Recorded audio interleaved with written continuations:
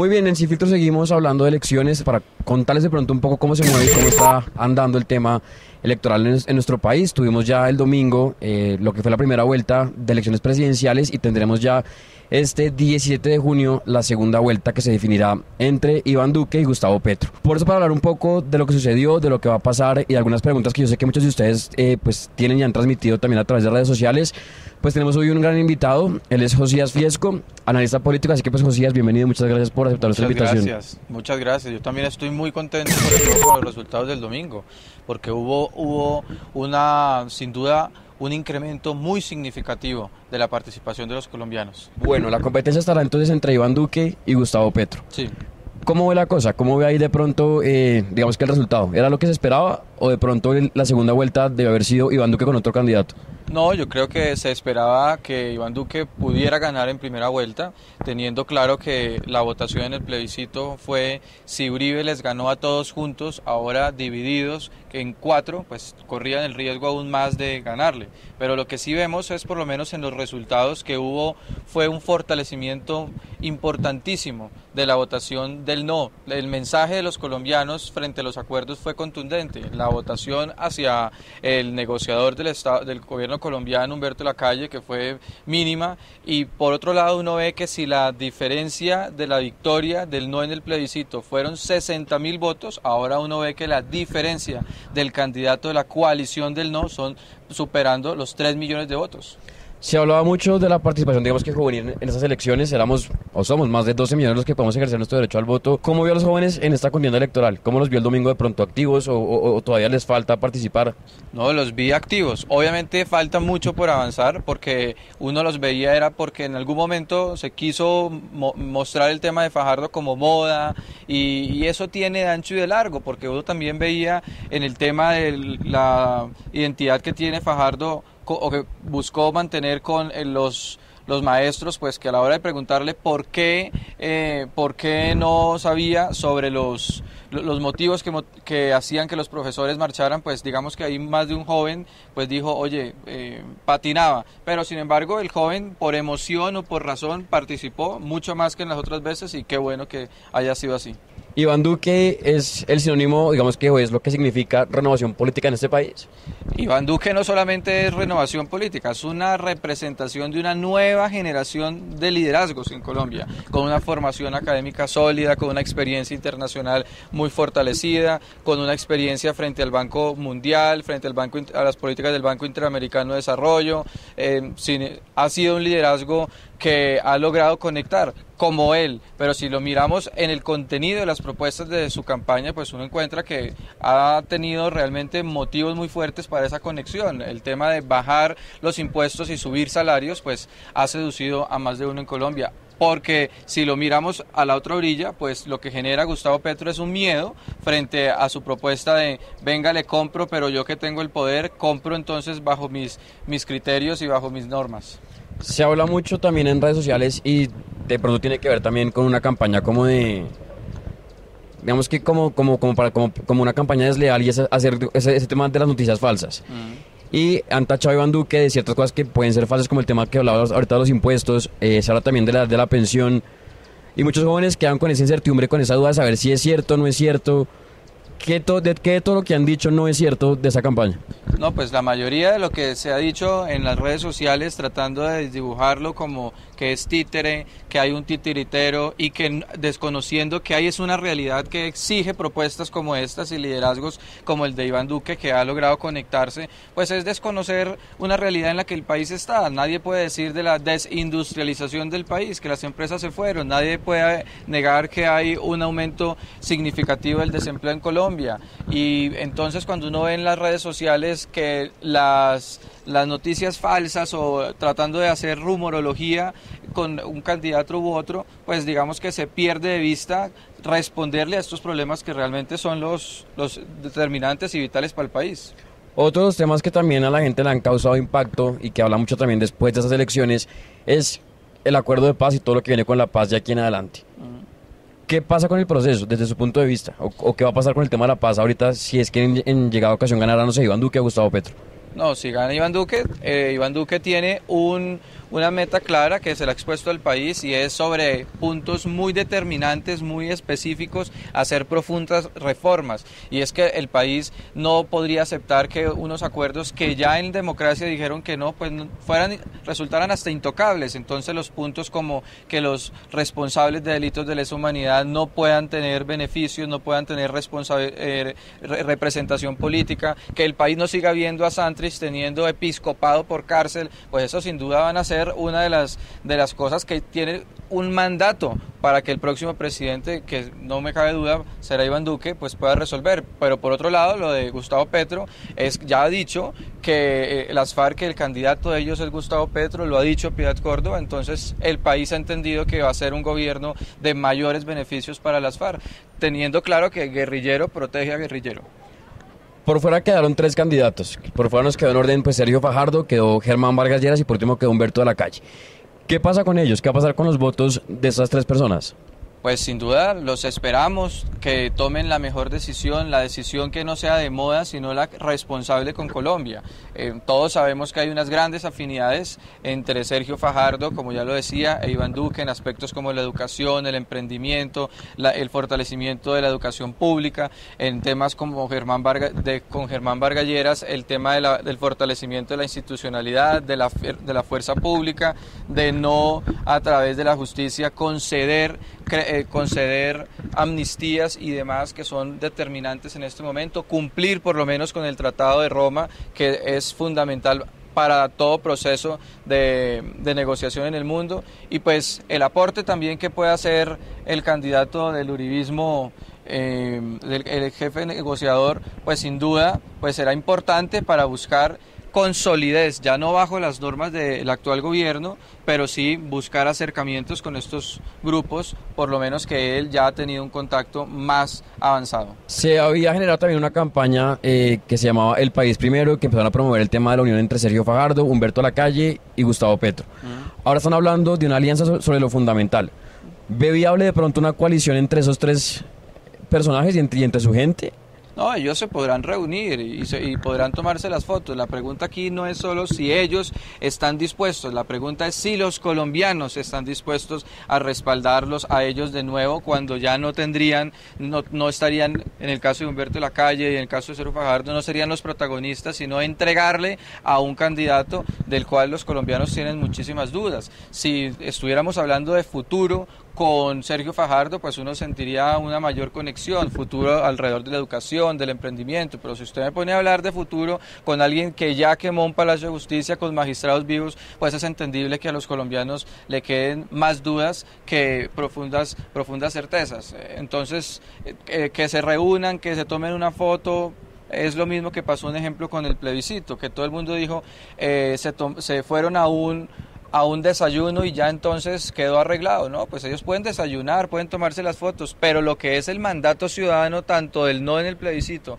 como las prevenciones que se tienen ahora para entregarle el país a Gustavo Petro, en un dado caso, pues son igual de fuertes. Gustavo Petro hemos visto por ahí también en redes sociales que es un candidato que al parecer a muchos jóvenes también les interesa y mucha gente ha dicho que votaba por Fajardo, que si Fajardo entonces no ganaba, se iban con Petro con tal de no darle el voto a Duque. De ninguna forma es perjudicial en esta democracia que todo el mundo piense. Lo perjudicial es tomar decisiones no con base a argumentos sólidos, sino con ese tipo de emociones para que no gane el otro, y uno dice, oye, pero el otro puede ser la opción que más responsable le puede responder a Colombia. Entonces la invitación, por supuesto, es a que no se vote con las emociones ni a flor de piel, ni tampoco con las emociones del populismo que genera vamos a tumbarle, vamos a quitarle, vamos a expropiarle, porque ese es un momento determinante para nosotros como colombianos que va a ser fundamental la decisión para los que hoy estamos, pero también para los que vienen. Fíjese usted en el caso de Venezuela en el año 2000.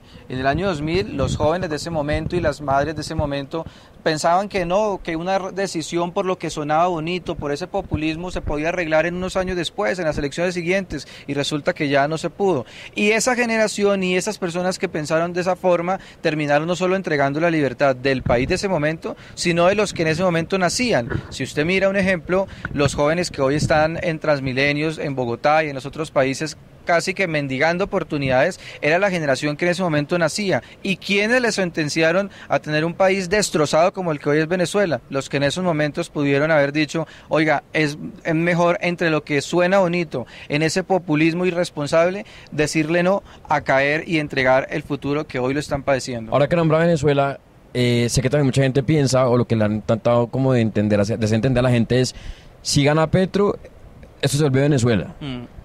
¿Sí es viable? ¿Qué pasa? Si gana Petro no se va a volver automáticamente. Lo que se le va a hacer es abrirle la puerta, tal como pasó en el año 2000 en Venezuela, por vía del populismo. Y lo que sí tenemos claro, y lo tiene claro el mundo y los colombianos, porque Venezuela lo tenemos aquí al lado y esa tragedia nos preocupa muchísimo, es cómo esa nación lo que vino fue en una degradación sistemática a partir de que se le abrió la puerta. Ya ha dicho Gustavo Petro que su proyecto de gobierno son 16 años. Fíjese que coincide con más de 16 años que también fue la degradación de lo que tiene hoy Venezuela. Eso no puede ocurrir.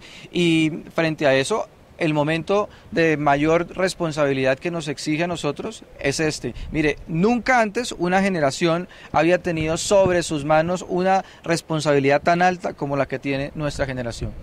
Hablando ahorita de esa responsabilidad que tenemos los jóvenes, muchos estaban esperanzados en lo que va a suceder el domingo. Después de los resultados, ¿ve a los jóvenes más esperanzados, los ve de pronto frustrados, como temerosos, o cómo ve la juventud ahorita después de estas elecciones? No, los veo una mezcla de todos. Los que fueron votando por Fajardo, ciegamente, pues obviamente tendrán una decepción, una tristeza entendible, pero los que fuimos a votar por otras opciones, pues desde luego motivados a trabajar el doble, a exponerle a los colombianos en qué consisten las propuestas de los dos candidatos, las grandes diferencias, y desde luego a participar. Yo creo que es normal en democracia que después de unos resultados unos queden contentos y otros que no. Bueno, somos más de 12 millones los que podemos salir a votar, los que votamos el domingo pasado, los que podemos hacerlo el 17 de junio. ¿Cuál podría ser como ese mensaje, Josías, para los jóvenes que están ahí conectados? Como ese mensaje de pronto, no sé, de esperanza, o de pronto de unirse, o digamos que de dejar atrás el abstencionismo, porque sé que muchos jóvenes tampoco votaron el domingo y sé que muchos están pensando en votar en blanco con tal de no darle el voto ni a Duque ni a Petro. Pues es un momento determinante, como ya lo decíamos, determinante no solamente para el país de hoy, sino para comprometer lo que será el país de las generaciones que vienen tras nuestro. Votar mal o votar con rencores o votar por lo que otro le dijo es la forma más irresponsable. En estos 20 días que nos quedan, la obligación es el análisis juicioso, la profunda reflexión sobre qué país queremos, qué tipo de propuestas son las que realmente se pueden hacer, no las que suenen más bonito, porque abrirle la puerta al populismo sin duda sería determinante para el país. Hoy la gente quiere futuro, hoy la gente quiere un cambio de rumbo, pero no porque lo hayan escuchado de un discurso, hoy es porque ya al país le consta qué significa darle las oportunidades a quienes están alzados en armas, que nunca llegaron, nunca nos dijeron sobre los 6.000 jóvenes de las FARC y sobre las rutas del narcotráfico. Y hoy, ¿qué es lo que tenemos? Sobre eso que tanto advertimos, tenemos unas BACRIM fortalecidas, el narcotráfico rebosante. ¿Y qué significa eso? Que nos dejaron intacto la mano de obra de la guerra con la misma fuente de financiación. Tal vez muchos están creyendo que ya estamos en la paz, pero la realidad del país demuestra lo contrario, de tal manera que entonces, mientras muchas voces de sirena quieren mostrar que este país está bien, que sea la oportunidad para que, con base en la realidad que vivimos, podamos tomar una decisión justa, profunda, seria, responsable como la necesita Colombia. Lo hemos visto también haciendo, digamos que mucha campaña y con el tema de Iván Duque, lo hemos visto en las calles entregando manillas y volantes. ¿Cuál sería de pronto para la gente también que está conectada ahí el por qué hay que votar por Iván Duque? O sea, ¿por qué hay que confiar y darle el voto a él este 17 de junio?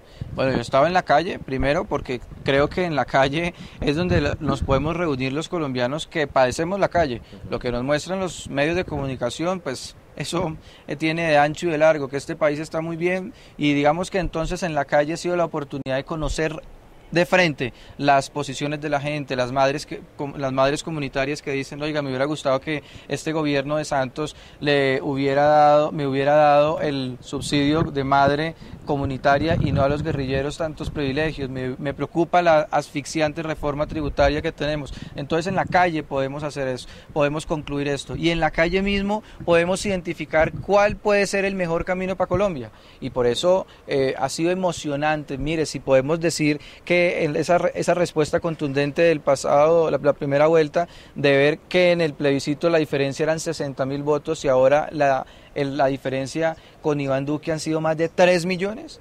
Eso significa que hay un mandato colombiano para cambiarle el rumbo al país. Y la invitación, por supuesto, es hagamos la reflexión en la calle, no con base a lo que sigamos escuchando que esto ya está de maravilla, que aquí no pasa nada, cuando todo lo contrario. Nos preocupa muchísimo que Colombia en los últimos años se ha convertido en un potencial país del fenómeno de cerebros fugados. Los jóvenes se están queriendo ir del país y si no hacemos nada, pues no los vamos a atajar, sino que también los que están no van a regresar. Entonces una doble responsabilidad. Sin duda este es un momento determinante y lo que tenemos que hacer en este momento, como lo han hecho en otras circunstancias el mundo y lo ha visto de Colombia en el plebiscito, lo vio, es un país firme, es una juventud que no le teme enfrentarse a los poderosos, que ya derrotó las maquinarias, que ya derrotó las caletas de las FARC en el plebiscito y que derrotó al candidato de las FARC. No era cuento, todo lo que advertíamos resultó cierto, resultó que Timochenko podría ser candidato presidencial y lo fue, ya el país lo conoció. Advertimos sobre el incremento del narcotráfico y hoy el país padece como nunca el tema del narcotráfico. Dijimos que el candidato de las FARC era Petro y la misma FARC dijo que era el candidato de Petro, lo dijo Piedad Córdoba, de tal manera que momentos como estos sí nos exigen y nos dan una responsabilidad mayor, es para estar del lado correcto de la historia. ¿Le rescata algo a los demás candidatos? Sí, claro, le rescato primero la valentía de estar participando en un momento como este. Se habrían podido quedar en su casa. Es admirable lo que ellos han hecho en la decisión de participar. Tengo unas grandes diferencias con varios sobre la forma en que hicieron su campaña. Me habría gustado ver exponiendo a Germán Vargas el contenido de su trayectoria, no haber visto cómo se desdibujaba ese colombiano, esa relación entre el colombiano poderoso y el colombiano en la calle con cocachos. Eso no. Me habría gustado ver a Sergio Fajardo decidiéndose, porque creo que entre otras cosas el país no le votó mayoritariamente contundente, porque si no estuviera en segunda vuelta, porque no asumió posiciones, porque este país quiere que el próximo gobierno no solamente hable bonito ni se dedique a la belleza, a lo superficial, sino a reformas profundas. A Humberto Lacalle me habría gustado que él estuviera del lado correcto de la historia. Nunca darle prebendas a las FARC fue apoyado por los colombianos y por eso creo que fue mayoritariamente el respaldo tan mínimo que le dieron los colombianos. ¿Qué opinión tiene usted del gobierno de Juan Manuel Santos?